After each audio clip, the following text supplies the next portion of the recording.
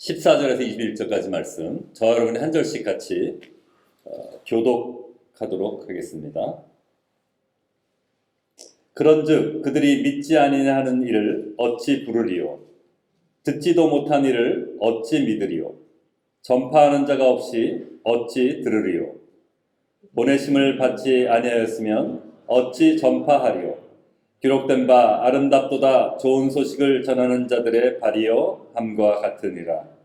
그러나 그들이 다 복음을 순종하지 아니하였도다.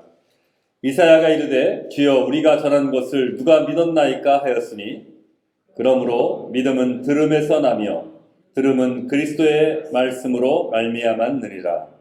그러나 내가 말하노니 그들이 듣지 아니하였느냐? 그렇지 아니하니 그 소리가 온 땅에 퍼졌고 그 말씀이 땅끝까지 이르렀도다 하였느니라. 그러나 내가 말하노니 이스라엘이 알지 못하였느냐? 먼저 모세가 이르되 내가 백성 아닌 자로서 너희를 시기하게 하며 미련한 백성으로서 너희를 노엽게 하리라 하였고, 이사야는 매우 담대하여 내가 나를 찾지 아니한 자들에게 찾은 바 되고 내가 내게 묻지 아니한 자들에게 나타났노라 말하였고, 이스라엘에 대하여 이르되 순종하지 아니하고 거슬러 말하는 백성에게 내가 종일 내 손을 벌렸노라 하였느니라. 아멘. 사랑하는 주님, 말씀 앞에 저희가 섭니다. 하나님 말씀하여 주시고 말씀을 통해 저희가 충만케 되는 이 아침 되게 하옵소서. 부족한 종을 세우셨사오니 주님의 말씀만 선포하게 성령의 두루마리로 입혀 주시옵소서. 감사드리며 예수 그리스도 이름으로 기도합니다. 아멘. 오늘은 로마서 강의 21번째 시간입니다. 지난번에 2주 전이죠. 율법의 마침이 되신 예수님이라는 제목으로 저희가 말씀을 나눴습니다. 오늘의 말씀 제목은 구원의 통로, 들음과 믿음이라고 정했는데요. 지지난주에 율법의 마침이 되신 예수님이라는 제목으로 제가 말씀 나눴죠. 하나님은 예수님을 독생자 예수님이 이 땅에 보내셔서 우리를 대신에 죄를 대신에 죽으심으로 그 율법의 요구를 충족시키셨죠. 그죠? 율법의 요구는 뭐예요? 죄의 삭은 사망인데 그 요구를 예수님이 대신 십자가에 죽으심으로 그 율법의 요구를 충족시키시고 그럼으로써 율법의 마침이 되셨다라고 말씀을 하죠. 그러니까 누구든지 이제는 그리스도를 예수 그리스도를 믿는 자는 구원을 얻게 되는 그 놀라운 구원의 길이 열린 거죠. 그런데 이스라엘 민족은 택함 받은 백성임에도 불구하고 그 율법을 지킴으로써 자기 의를 세우려 했죠. 그죠? 분명히 하나님이 예수 그리스도를 통해서 구원의 길을 열어주셨는데 정작 택함 받은 이스라엘 백성은 율법을 지킴으로써 자기 의를 이루려고 하는 그렇게 해서 의롭다함을 받으려고 하는 그런 잘못된 방향으로 추구를 하게 됐죠. 그러나 그들은 의롭다함을 받을 수 없었어요. 그죠? 왜 그랬죠? 율법을 지킨다고 열심히 지키지만 모든 율법을 다 지킬 수는 없죠. 어느 누구도 모든 율법을 다 지킨 사람은 없어요. 성경에서 율법 하나만 범해도 모든 율법을 범한 거라고 말하기 때문에 율법으로는 우리가 의롭다함을 받을 수 없는 거죠. 그래서 우리가 정말 구원받을 수 있는 유일한 길은 예수 그리스도를 통해서만이 가능하다는 얘기예요. 그러니까 우리가 예수님을 믿는 그 믿음의 초청에 응답해야 되고 그리고 믿음으로 우리가 이 땅을 살아가야 하는 거죠. 정말 우리가 눈에 보이는 이 땅의 것들을 추구하는 것이 아니라 눈에 보이지 않는 영원한 나라를 바라보고 사모하면서 살아가야 되는 거예요. 어저께 뉴스를 보니까 영국의 여왕 엘리자베스 여왕을 AI로 이렇게 합성을 해서 그걸 아주 딥페이크라든가요. 그러니까 뭐 굉장히 이렇게 우리가 너무너무 이렇게 진짜로 속을 만큼. 근데 그 여왕이 나중에 얘기를 한 다음에 춤을 추는 것까지 들어가 있는 그런, 근데 정말 너무 진짜같이 보이는. 그러니까 이제 가상의 세계가 현재 세계하고 현실과 이게 정말 너무 구분이 안 가는 그렇게 우리를 혼동시키는 세상에 와 있는 거예요. 그러니까 우리는 과학의 그 인라이트먼트를 통해, 그러니까 우리가 정말 그 과학을 통해서 모든 것들을 우리는 밝힐 수 있고 그런 시대에 왔다라고 얘기하는데 그래서 우리 눈에 보는 것으로 확인하지 않으면 그것이 진리라고 얘기하는 세상에 지금까지 살아왔는데 이제는 우리가 눈으로 보는 것이 더 혼동이 오는 세상에 지금 그런 와 있는 거예요. 그러니까 사실은 보이지 않는 게 더 영원한 것이고 완전한 것이라는 거죠. 그래서 우리가 그 하나님의 나라를 바라보며 늘 주님의 임재를 의식하며 지금 이곳에 예배드리는 이곳에도 하나님이 임재하고 계세요. 눈에 보이지 않지만 지금 임재하고 계시고 여러분을 만지고 계시고 만나주고 계시고 말씀하고 계시는 거예요. 그 보이지 않는 하나님의 나라를 우리가 현실로 바라보면서 정말 담대하게 이 땅을 살아갈 수 있기 원합니다. 오늘은 10장 후반부를 공부하게 되는데요. 벌써 로마서 공부한 지 5달이 지나고 있습니다. 여러분 좀 지겨우시죠? 네, 지겹지 않으셔야 돼요. 네, 그래서 앞부분에서 많은 우리 내용들 다뤘기 때문에 이제 그 앞부분의 내용들이 점점점 희미해지고 지금 내가 공부하고 있는 매주 하지만 뭐 사실 오늘 공부해도 다음 주가 하면 다 잊어먹고 그러잖아요. 그죠? 그래서 지금 이즈음에 제가 오늘 본문 다루기 전에 다시 한번 이렇게 전체 그림을 다시 한번 생각해보는 시간을 가졌으면 좋겠어요. 그러니까 우리가 성경을 공부할 때 전체의 흐름을 말해주는 숲이라고 우리가 볼 수 있는 전체의 흐름을 알고 있어야 되고요. 그 다음에 각각의 나무들, 그 숲 안에 있는 나무들을 우리가 또 잘 알아야 돼요. 그러니까 동시에 두 가지 같이 가야 되는 거죠. 지금 우리가 공부하고 있는데 이걸 뚝 떼서 지금 로마서 10장 오늘 14절부터 22절까지 말씀만 이렇게 땡강 잘라서 아는 것이 아니라 우리가 전체적인 흐름 속에서 이걸 볼 수 있어야 된다는 거예요. 그래서 이 로마서는 여러분 사도 바울이 로마에 있는 성도들에게 보내는 편지라는 거 잊지 말고 여러분 말씀을 들어야 되고요. 그리고 로마 교회가 사도 바울이 개척한 교회인가요? 아니잖아요. 그렇죠? 가본 적도 없어요. 로마 교회는 가본 적도 없는 교회입니다. 근데 그 교회에다가 지금 편지를 쓰고 있는 거예요. 왜 이 편지를 쓴다고 그랬죠? 오늘은 좀 다른 각도에서 설명을 드릴게요. 지금 우리가 지금까지 공부를 쭉 해온 바에 의하면 죄에 대해서 얘기하고 그다음 하나님의 의에 대해서 얘기하고 구원에 대해서 얘기하고 또 앞으로 이제 지금 우리가 공부하고 있는 그 정말 이스라엘의 회복에 대해서 얘기하고 그 다음에 더 뒷부분을 우리가 하게 되면 정말 성도로서 어떻게 살아야 될지에 대해서 얘기를 할 거예요. 전체적인 그 내용들을 가보지도 않은 개척하지도 않은 그 성도들을 본 적도 없는 그 교회를 향해서 사도 바울은 쓰고 있어요. 어떤 소문을 듣고 어떤 얘기들을 전해 듣고 이런 걸 썼을까요? 쓴 이유는 이 로마 교회가 제가 처음에 설명드렸을 때 유대인들과 이방인들이 같이 혼합되어 있는 교회라고 했죠. 그죠? 로마에 당연하게 그럴 수밖에 없겠죠. 근데 로마가 이방 지역이다 보니까 오히려 로마인들이 더 많은 교회가 되었어요. 나중에는. 그러면서 그 안에서 구원에 대한 나름대로의 설명과 해석과 가르침이 약간의 어떤 갈등이 생기기 시작했어요. 왜냐하면 유대인들로서 그리스도인 된 사람들과 이방인으로서 그리스도인이 된 사람들 사이에 이해함이 좀 다른 거예요. 유대인들은 율법이 너무 절대적인 거예요. 이방인들은 율법을 모르고 사실 살아왔던 것이고 그런 가운데 구원을 받더라도 율법에 대해서 관점들이 너무너무 이렇게 부딪힘이 있는 거죠. 유대인들 입장에서는 뭐 할례도 받아야 되고 일부 유대인들은 할례도 받아야 된다고 생각할 수 있고 또 율법을 지켜야 된다고 생각할 수 있고 그냥 믿음으로서만 구원받는다는 거는 좀 동의가 안 될 수 있는 거고요. 그러니까 그런 어떤 갈등들이 이 안에서 있었던 거예요. 그러니까 이제 사도 바울의 입장에서는 그런 얘기들을 전해 들으면서 내가 이 교회에 정말 사실 너무너무 중요한 교회인데 사도 바울이 서머나 그 스페인까지 갈 계획을 하잖아요. 그죠? 그러려면 거기를 갈 때 예루살렘에서 팔레스타인에서 갈 때 로마를 거쳐가면 굉장히 좋은 가는 길에 있는 굉장히 좋은 조건에 있는 그런 도시이고 또 거기에 있는 교인들을 이제 만나고 싶은 그런 갈망도 있고요. 그런 가운데 이제 이 편지를 쓴 거예요. 그래서 정말 구원에 대한 계획, 하나님의 구원에 대한 계획을 정확하게 설명해주고 정확한 교리 그리고 성도로서 어떻게 살아야 되는지 것에 대해서 아주 체계적이고 구체적이고 아주 확실하게 설명을 해줄 필요가 있었던 것이죠. 그래서 그렇게 얘기를 전하는 편지예요. 그래서 그 큰 그림 가운데 9장부터 11장까지 지금 공부하고 있는 이 부분은 이스라엘 같은 유대 동족의 유대인들의 구원과 회복에 대해서 사도 바울이 간절하게 얘기하고 있는 부분이죠. 그래서 여러분 그 흐름 가운데 우리가 지금 이걸 보고 있는 거예요. 그래서 오늘 본문 한번 같이 보도록 하겠습니다. 먼저 14절 15절 말씀을 다시 한번 한 목소리로 읽도록 하겠습니다. 시작.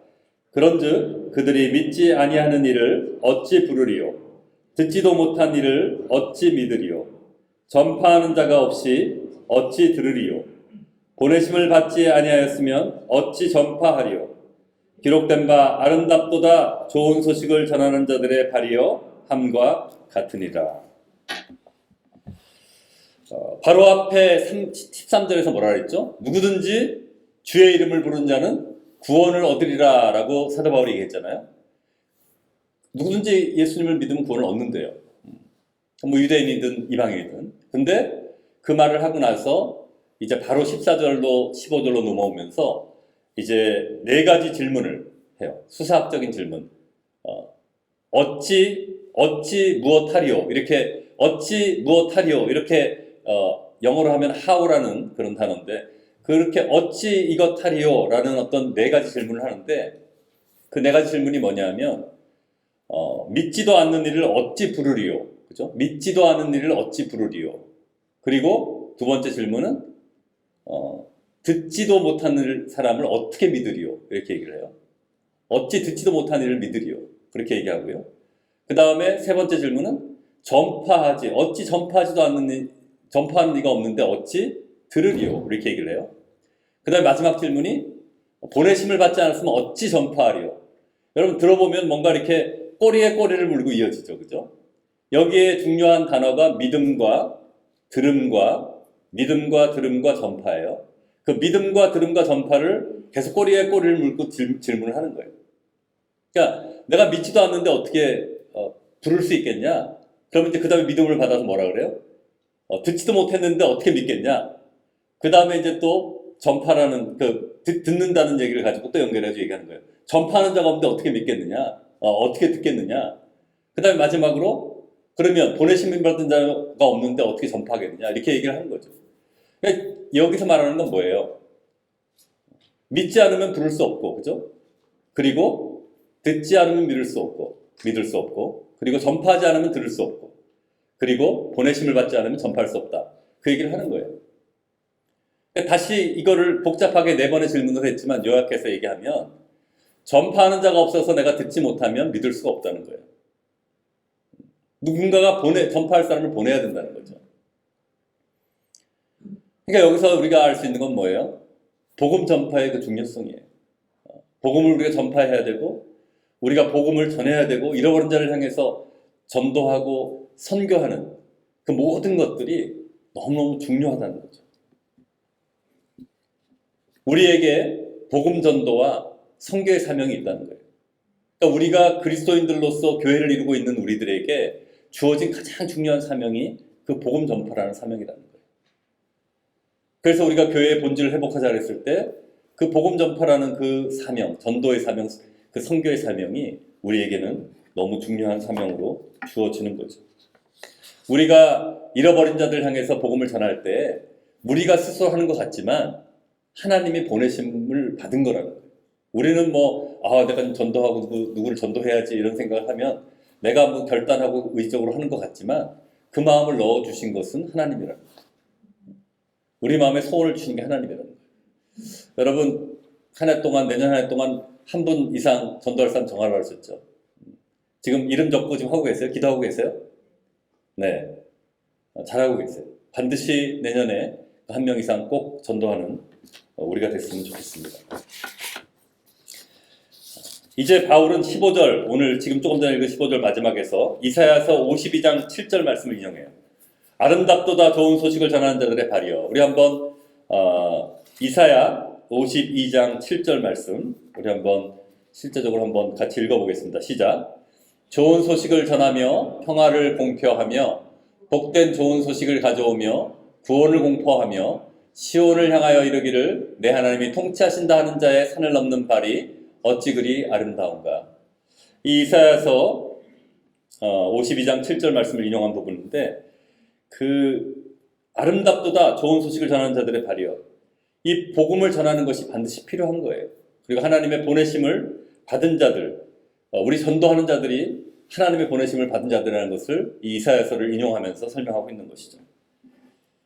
그런데 이스라엘은 이 사도들을 통해서, 사실 유대인들, 예수님도 유대인이었고 예수님의 12제자도 유대인들이었죠. 그죠? 그 사도들, 12사도들 이어서 뭐 바울이라든가 스데반이라든가 모든 유대인들이에요. 그들을 통해서 제일 처음 복음을 전했는데, 그 이스라엘은 많은 사람들이 예수님을 믿지 않았던 거죠. 그 얘기가 지금 16절 17절 말씀에 나와요. 같이 한번 16절 17절 말씀 같이 한 목소리로 읽도록 하겠습니다. 시작. 그러나 그들이 다 복음을 순종하지 아니하였도다. 이사야가 이르되 주여 우리가 전한 것을 누가 믿었나이까 하였으니 그러므로 믿음은 들음에서 나며 들음은 그리스도의 말씀으로 말미암았느니라. 근데 유대인들이 복음을 다 순종하지 않았대요. 여기서 말하고 있는 것은 유대인들을 주로 얘기하고 있는 건데요. 사실 확대해서 우리가 지금도 그 복음을 믿지 않는 많은 사람들이 있죠. 그렇죠? 복음을 전하는 자가 있었고 복음이 전파되었는데도 믿지 않았다는 거죠. 지금 앞부분에 4번의 어떤 질문을 통해서 말했던 게 뭐예요? 그게 결국 우리가 구원받을 수 있는 어떤 통로를 얘기하고 있는 거예요. 그죠? 누가 보내야지 전파를 하게 되고, 전파해야지 우리가 듣게 되고, 그 듣는 것을 우리가 믿어야지만이, 그죠? 구원을 받게 되는 거예요. 그러니까 지금 여기 앞에서 이 16, 17절에서 앞부분에서 그 복음을 전하는 아름다운 자의 발걸음을 얘기하면서 이미 복음이 다 전파되었는데, 여기 16절에 보면 다 순종하지 않았다고 표현하는 거예요.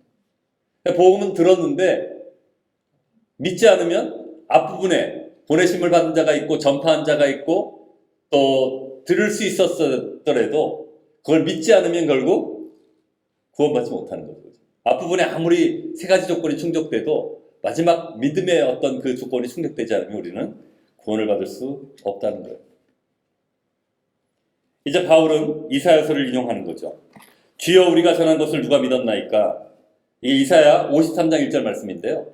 정말 이게 인용됐는지 하나씩 읽어보는 것도 우리에게 의미가 있다고 생각하기 때문에 하나씩 다 읽어보겠습니다. 이사야서 53장 1절 말씀 한번 같이 한 목소리로 읽겠습니다. 시작. 우리가 전한 것을 누가 믿었느냐? 여호와의 팔이 누구에게 나타났느냐? 이 부분을 사도 바울이 인용했다는 것이죠. 그러니까 바울은 유대인들이 복음을 순종하지 않았다는 것을 이사야서를 또 인용해서 얘기하는데, 앞부분에서 뭐라 그래요? 복음을 순종하지 않았다는데 이사야서 인용한 부분은 뭐예요? 믿지 않았다 그랬죠. 그죠? 누가 믿었느냐? 믿지 않았다는 거예요. 그러니까 순종한다는 것과 믿는다는 것은 동전의 양면과 같은 거예요. 그러니까 우리가 순종하지 않는다는 건 뭐예요? 믿지 않는다는 거예요. 믿지 않으니까 순종하지 못하는, 거꾸로 얘기하면 믿지 않으니까 순종하지 못하는 거고, 또 순종하지 않는다는 것은 믿지 못한다는 거예요. 그러니까 여러분이 하나님의 말씀 순종하지 않는다는 건 뭐예요? 말씀 믿지 않는다는 거예요. 또 우리가 말씀을 믿지 않으니까 순종하지 않는 거죠. 그게 우리의 지금 현실인 거죠. 바울은 이제 믿음은 들음에서 나고 들음은 그리스도의 말씀으로 말미암았다고 얘기해요. 그죠? 우리가 들어야 되는 게 뭐예요? 하나님의 말씀이에요. 성경이에요. 지금도 우리 말씀 듣고 있잖아요. 여러분, 우리가 하나님의 말씀을 늘 가까이 두고 늘 열심히 알아야 돼요. 신명기 6장에 보면 쉐마라고 있죠. 쉐마라는 게 히브리어로 들으라라는 거거든요. 근데 우리 쉐마라는 게 어떤 고유명사처럼 유대인들은 쉐마를 가장 중요한 계명이라고 얘기해요. 하나님을 사랑하라는 얘기로 시작되면서 그 다음에 말씀에 대한 얘기가 나오는데 어떻게 얘기가 나오냐면 말씀을 마음에 새겨라래요. 마음에 새겨라래요. 그리고 부지런히 자녀들에게 가르치라 그래요. 오늘 리아하고 리온이가 나왔는데 우리 유정 집사님이 리아하고 리온에게 말씀을 부지런히 가르치시기 바랍니다. 네. 그리고 내 손목에 메고 미간에 붙이고, 그죠? 문설주와 문 바깥에 기록하라 그랬어요. 그러니까 뭐예요? 마음에 있고 손목에 있고 이마에 있고 문을 들락날락 할 때마다 말씀이 문설주와 문 바깥에 이렇게 다 쓰여 있고 그냥 말씀이 그냥 완전히 그냥 안에 이게 새겨지라는 얘기죠. 그죠? 그렇게 유대인들은 자녀들을 교육해요. 지금 유대인들이 정말 정제계, 학계, 뭐 어디든지 뭐 너무 유대인들이 많죠. 너무너무 뛰어난 어떤 유대인들이 많잖아요. 말씀으로 그것들 잘 양육받은 아이들이 정말 말씀으로 이렇게 성장한 아이들이 너무너무 뛰어나다는 거예요. 그것이 뭐 내가 우리 아이들이 뭐 세상적으로 성공하라는 얘기가 아니라 너무너무 중요한 말씀이기 때문에 유대인들은 말씀을 철저하게 가르치다 보니까 학교 공부보다 더 중요하게 가르치다 보니까 결국은 뭐예요? 그 말씀 위에 세상의 지식과 이런 것들 차곡차곡 쌓여 올라가다 보니까 너무너무 탁월해지는 거예요. 성공하려고 달려간 게 아니라 말씀에 자꾸만 순종하고 이렇게 성장하다 보니까 성공을 향해 갈 수밖에 없게 되는 거죠. 그래서 우리는 언제 어디서나 말씀과 함께 해야 된다는 거예요. 우리가 묵상하고 있는 오늘 아침에 주일 묵상하고 오셨나요? 베드로후서 말씀에 보면 오늘 본문에도 보면 말씀이 어두운 데를 비치는 등불과 같다 그러잖아요. 그렇죠? 오늘 묵상하신 분은 아마 읽으셨을 텐데. 그래서 그 말씀에 주의하라 그래요. 그죠? Pay close attention이라고 해요.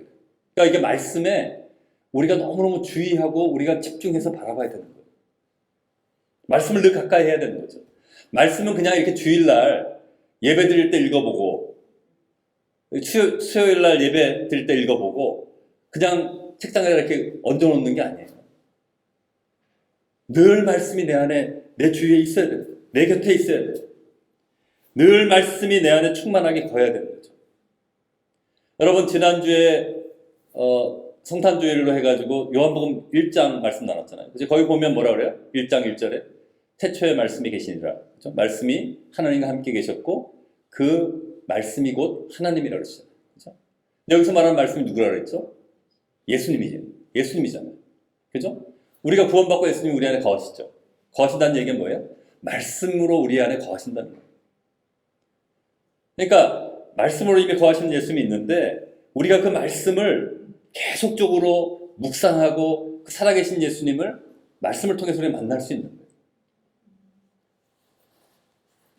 그러니까 우리 말씀이 우리 내면에 내면화되어야 돼요. 그렇게 늘 충만하게 거해야지만이 우리가 하나님의 뜻을 분별하게 되고 거기 순종할 수 있는 거예요. 마음에 가득한 것이 나오는 거잖아요. 그렇죠? 우리가 말씀으로 충만하면 어떤 상황을 딱 맞닥뜨렸을 때 당장은 내가 당황스러울 수 있을지 모르겠지만 말씀으로 반응하게 되는 거예요. 내 안에 충만하게 있으니까.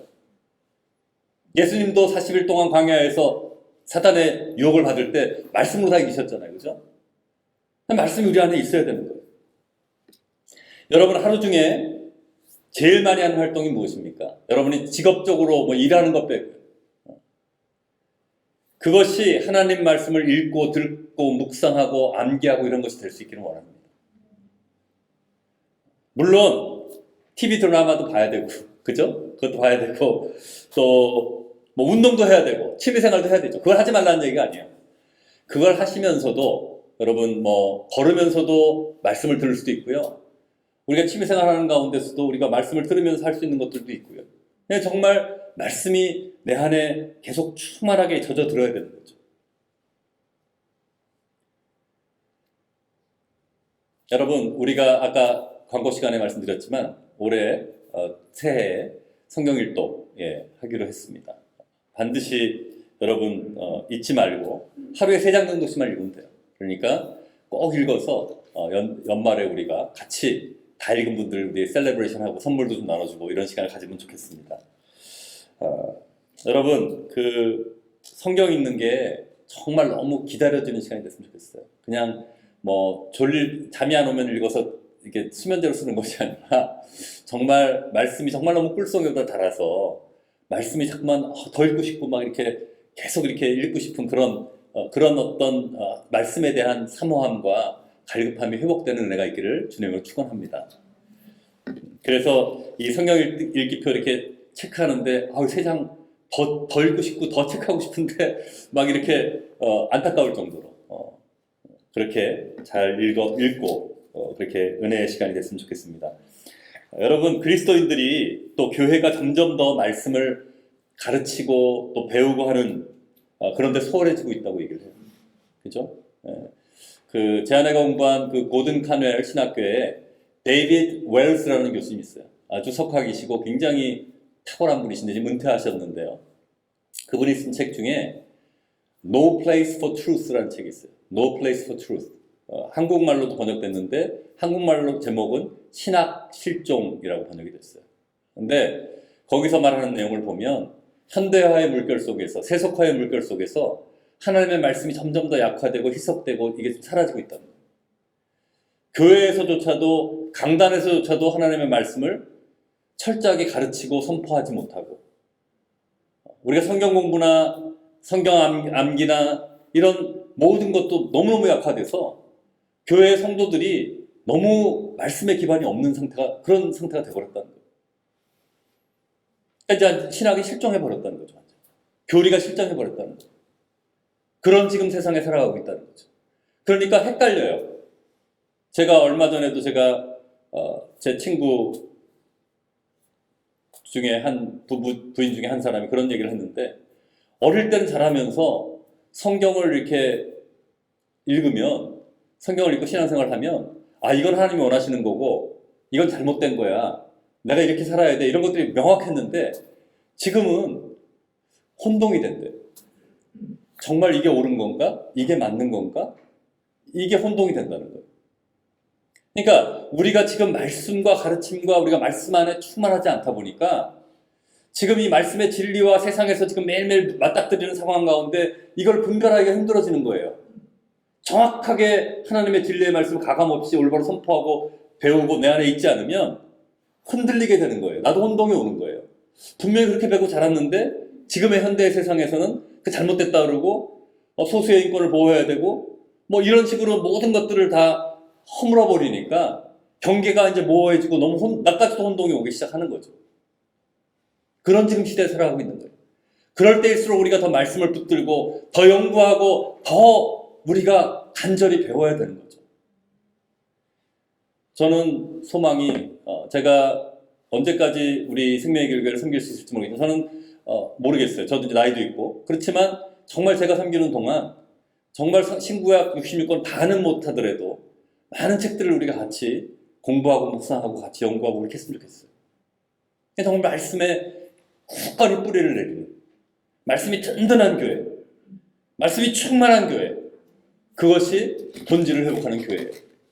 절대 타협하지 않고 아무리 내가 감옥에 들어가는 한이 있더라도 주님의 진리의 말씀을 타협하지 않고 선포하는 교회, 생명이 그 말씀의 능력이 회복되는 교회, 그런 교회 되기를 축원합니다. 마지막으로 18절에서 21절 말씀 같이 읽도록 하겠습니다. 18절에서 21절 말씀 시작. 그러나 내가 말하노니 그들이 듣지 아니하였느냐? 그렇지 아니하니 그 소리가 온 땅에 퍼졌고 그 말씀이 땅끝까지 이르렀도다 하였느니라. 그러나 내가 말하노니 이스라엘이 알지 못하였느냐? 먼저 모세가 이르되 내가 백성 아닌 자로서 너희를 시기하게 하며 미련한 백성으로 너희를 노엽게 하리라 하였고, 이사야는 매우 담대하여 내가 나를 찾지 아니한 자들에게 찾은 바 되고 내가 내게 묻지 아니한 자들에게 나타나노라 말하였고, 이스라엘에 대하여 이르되 순종하지 아니하고 거슬러 말하는 백성에게 내가 종일 내 손을 벌렸노라 하였느니라. 아멘. 바울은 이제 이스라엘이 말씀을 들었음을 얘기해요. 왜냐하면 그 말씀이 이미 땅끝까지 이르렀다는 거예요. 그러니까 이스라엘이 못 들을 수 없다는 거죠. 여기서 말하는 것은 1세기 당시에 전 세계에 지구상에 다 전해졌다는 의미라기보다는 유대인들과 이방인들에게조차 모든 유대인이든 유방이든 모든 자들에게 복음이 전파되었다는 것을 의미한다고 볼 수 있어요. 그 당시에 팔레스타인과 로마 지역에 있는 많은 이방인과 유대인들이 다 복음을 들었다는 거죠. 그러니까 유대인들도 반드시 복음을 들었다는 거예요. 그러면서 18절에서 얘기하는 거예요. 18절에서 이렇게 다 들었는데 19절에 가보면 좀 더 깊이 그냥 흘러들은 거냐, 그냥 이렇게 지나치듯이 스쳐가듯이 그냥 복음이라는 게 있다고 들은 게 아니라는 거예요. 여기서 19절에서 뭐라 그래요? 이스라엘이 알지 못했느냐라고 질문을 해요. 여기서 알지 못했느냐는 원어의 의미는 그걸 이해하지 못했느냐는 그런 질문이에요. 이해했다는 거예요. 이게 수사학적인 질문을 한 거죠. 듣고 이해를 했다는 거예요. 근데 그걸 거부했다는 거죠. 그러면서 신명기 32장 31절 그 말씀의 후반부를 인용합니다. 같이 한번 읽도록 하겠습니다. 시작.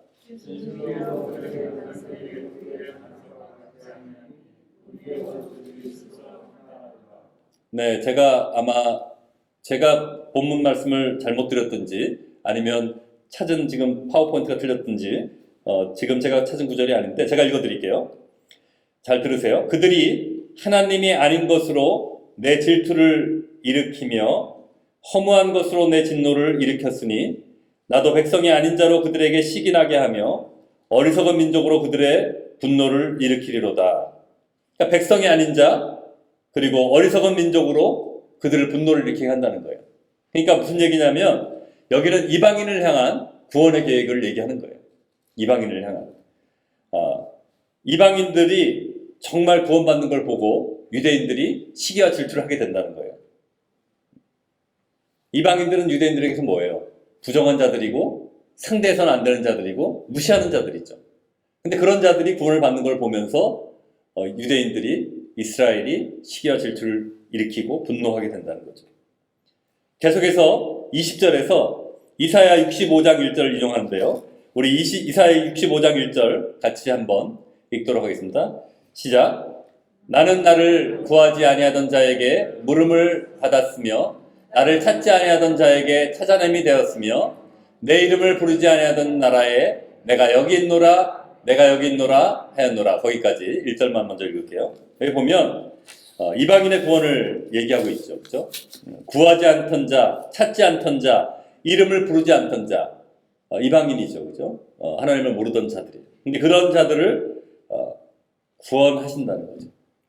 물론 여기 이사야 말씀은 이 말씀을 선포하는 그 대상은 유대인들이에요. 근데 그 유대인들에게 선포하는 이 말씀을 인용해서 이방인들에게 지금 적용하고 있는 거죠. 그래서 이방인들이 물론 유대인들도 구하지 않고 찾지 않고 이름을 부르지 않았던 그때 패역한 유대인들을 얘기하지만 결국 지금 바울은 이거를 인용하면서 이방인들이 그런 위치에 있다는 거예요. 하나님을 찾지도 않고 구하지도 않고 부르지도 않던 자들인데 이제 구원을 받게 됐다는 거죠. 놀라운 하나님의 구원의 계획을 보여주는 거죠. 이제 바울은 마지막 21절에서 이사야 65장 2절을 인용해서 이스라엘에 대해서 적용하는 내용을 하는데요. 2절 말씀 같이 읽겠습니다. 시작. 내가 종일 손을 펴서 자기 생각을 따라 옳지 않은 길을 걸어가는 패역한 백성들을 불렀나니. 이 표현이 너무 재밌죠, 그죠? 종일 손을 펴서 자기 생각을 따라 옳지 않은 길을 걸어가는 패역한 백성들을 불렀대요. 유대인들을 묘사하고 있는 거예요. 하나님은 지금 손을 벌리고 나한테 오라고 계속 이렇게 사랑의 러브콜을 하고 있어요. 나한테 오라고, 돌아오라고. 근데 이스라엘 민족들은 자기 생각으로 옳지 않은 길을, 자기 의를 추구하고 있었던 거죠. 예수님을 거부했어요. 유대인들은. 그렇죠? 예수님을 십자가에 못 박은 것도 종교 지도자들과 유대인들이었어요. 하나님은 끝까지 돌아오라고 지금도 손을 벌리고 있는데 거부하고 돌아오지 않는 거죠. 사랑하는 여러분, 하나님은 우리들도 지금 온전하게 하나님께 돌아오길 기다리고 있어요. 저 다 돌아왔는데요? 저 예수님 믿는데요? 예, 그래요. 믿어요. 근데 여러분, 가만히 한번 생각해 보세요. 나의 전체 삶의 영역 가운데 아직도 주님 앞에 돌아오지 않은 영역이 있지 않나요? 한번 생각해 보세요. 내가 하나님 앞에 아직도 내어드리지 못하는, 내가 아직도 하나님이 이 영역은 들어오는 걸 거부하고 내가 하고 싶은 대로 하고 싶은 영역들, 그게 내 자녀일 수도 있고요. 하나님, 내 자녀만은 안 돼요. 내 자녀만은 하나님 앞에 올려드린다고 기도는 하지만 내 자녀는 잘 돼야 돼요. 하나님, 내 자녀를 저기 아주 오지에 선교사로 보내지 말아주세요. 하나님, 내 자녀만은 건강하게 세상에서 잘 되게 해주세요. 그거 나쁜 거 아닌데, 나쁘다고 얘기하는 게 아니에요. 근데 하나님보다 더 우선이 돼서 그걸 내려놓지 못하는 부분이 있다는 거예요. 하나님, 이 비즈니스만은 안 돼요. 이게 내가 유일하게 살 수 있는 길이에요. 하나님, 내 이 직장만은 안 돼요. 내 이 건강만은 안 돼요. 하나님, 이 부분만은 내가 정말 나머지는 다 가져갔어요. 이건 안 되겠어. 그렇게 우리가 꽉 쥐고 있는 게 있다는 거죠. 이게 너무 꽉 쥐다 보니까 몸은 경직되고 늘 불안하고 긴장과 스트레스로 살아가는 거예요. 하나님 이걸 놓으라고 계시는 거예요. 꽉 불안해서 놓지 못해. 하나님도 믿지 못하겠어요. 머리로 믿는다 그러지만 이거 놓으면 안 될 것 같아. 망할 것 같아. 난. 이것만은 좀 하나님 이것만은 좀 봐주세요. 이것만은 좀 놔둬주세요. 놓으라는 거예요. 긴장을 풀고 내려놓으라는 거예요. 우리가 이렇게 하나님 앞에 내려놓지 못한 영역이 우리 안에 있다는 거예요. 저도 그런 부분이 있는 것 같아요. 저는 다 내려놓았다고 생각했는데 지금 어머니가 계속 지금 입원해서 지금 치료받고 계신데 계속 산소 포화도가 내려가고 계속 상태가 안 좋으시고 막 왔다 갔다 하시고 신부전이라고 그러시더라고요. 그러니까 굉장히 위험한 상태신데 하나님 앞에 다 내려놨다고 이렇게 하는데도 나의 무의식 속에서나 나의 생각 가운데는 아직도 이게 막 힘든가 봐요. 오늘 아침에 일어났는데 굉장히 피곤하더라고요. 그러니까 우리가 정말 이것만은 안 돼요라고 이렇게 붙잡고 있는 게 있는 거예요. 이것만은 안 돼요, 주님. 이것만은 제발 놔둬주세요. 하나님 그거를 하나님 앞에 내려놓기를 원하시는 거예요. 여러분 죽을 것 같죠? 죽을 것 같아요. 그거 놓으면 망할 것 같아요. 안 망한다는 거예요. 우리가 내려놨을 때 하나님이 그걸 딱 닦고 이제 됐어 이게 아니라 하나님이 그걸 리딤하셔서 구속하셔서 더 거룩하고 순결하게 만드셔서 최고의 것으로 우리에게 돌려주신 거예요. 근데 우리는 그걸 믿지 못하고 놓으면 다 잃어버리는 것 같아서 이게 몸 부들부들 떨고 있는 거죠. 내려놓으면 하나님이 그걸 아름답게 리딤하셔서 우리에게 축복으로 더 엄청난 축복으로 부어주신다는 거죠.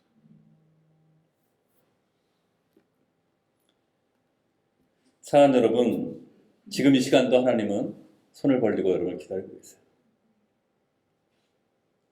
세상에 썩어질 것들을 향해서, 영원하지 않은 것을 향해서, 세상의 성공을 향해서, 세상의 안정을 향해서, 안전함을 향해서 달려가는 것이 아니라 영원한 하나님 나라를 바라보고 그 하나님과 동행하는 저와 여러분 되기를 주님으로 축원합니다.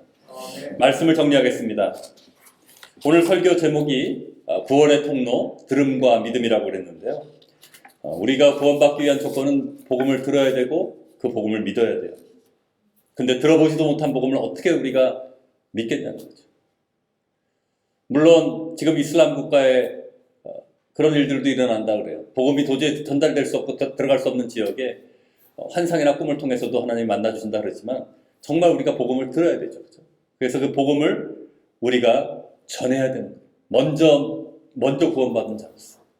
그래서 다시 한번 강조합니다. 2021년 새해에 정말 최소한 한 명 이상 우리 가족, 아직 믿지 않는 가족, 친구, 친지들 정말 주님 앞으로 돌아올 수 있도록 복음을 전하는 그러한 저희가 되기를 원하고요. 성경은 복음을 전파하는 모습을 뭐라 그래요? 아름답도다 좋은 소식을 전하는 자들의 발이요. 이렇게 얘기하죠. 아름답도다 좋은 소식을 전하는 자들의 발이요. 여러분 아름다워지고 싶으세요? 특히 여자분들 아름다운 거 굉장히 중요하죠. 그죠? 또 남자분들 멋있어지고 싶으세요? 좀 이렇게 뭔가 멋있고 좀 이렇게 그러고 싶으세요? 복음을 전하라는 거예요. 여러분은 배우자의 어떤 모습이 가장 아름답습니까? 저는 기도하는 모습이 가장 아름다운 것 같아요. 여러분 정말 여러분이 아무리 화장을 하고 아무리 꾸며도요 정말 성령으로 충만해서 얼굴에 빛이 난다는 표현 하죠. 그죠? 별로 뭔가 모습이 바뀐 건 아닌데 이렇게 보는데 얼굴에 빛이 나는 것 같아요. 너무 생기가 넘치고 생명력이 넘치고 그게 가장 아름다운 모습인 거예요. 우리가 성령으로 충만할 때, 말씀으로 충만할 때, 우리가 복음을 전할 때 우리는 우리의 생명력이 충만해지는 거예요. 주님으로. 그러니까 그 생명력이 우리를 통해 흘러가는 거죠. 그러니까 가장 아름다워 보이는 거예요. 사랑하는 여러분, 우리가 주님의 말씀의 메신저로서, 사자로서 아름다운 자들이 다 되기를 주님으로 축원합니다. 같이 기도하겠습니다. 우리 다 같이 한번 눈을 감고 잠시 제가 말씀을 할 때 한번 생각하시면서 한번 묵상해 보시고 우리 같이 기도를 했으면 좋겠는데요. 우리가 하나님을 믿는 자들임에도 여전히 하나님을 거부하고 내가 하고 싶은 대로 살려고 하는 영역이 있지 않습니까? 아까도 말했듯이 그것이 내 자녀가 될 수도 있고 물질이 될 수 있고 직업이 될 수 있고 건강이 될 수 있고 사업이 될 수 있고 이것만은 내가 꼭 있어야 된다는, 그래서 이걸 놓을 수는 없으니까 이것만은 내가 원하는 대로 하게 해달라고 하나님 앞에 절대 포기하지 못하는, 절대 양보할 수 없는 내가 주인이 되어 있는 삶의 영역이 있지 않는가 한번 돌아봤으면 좋겠습니다. 하나님보다 더 의지하고 사랑하는 그 무엇인가가 있지 않은지, 그 모든 것을 하나님 이 시간 주님 앞에 내려놓을 수 있기 원합니다. 2020년 한 해를 보내면서 정말 이렇게 내가 꽉 불안해서 두려워서 꽉 움켜쥐고 있는 이 손을 주님 앞에 펼 수 있기 원합니다. 하나님, 아직도 주님 앞에 내려놓지 못한 삶의 부분이 있습니다. 주님, 과감하게 내려놓을 수 있게 도와주시옵소서. 주님만으로 충분한 삶을 살기 원합니다. 주님만으로 만족한 삶을 살기 원합니다. 주님보다 더 사랑하고 의지하는 우상들을 내려놓게 도와주시옵소서. 우리 한번 같이 통성으로 기도하며 나가겠습니다. 기도하겠습니다.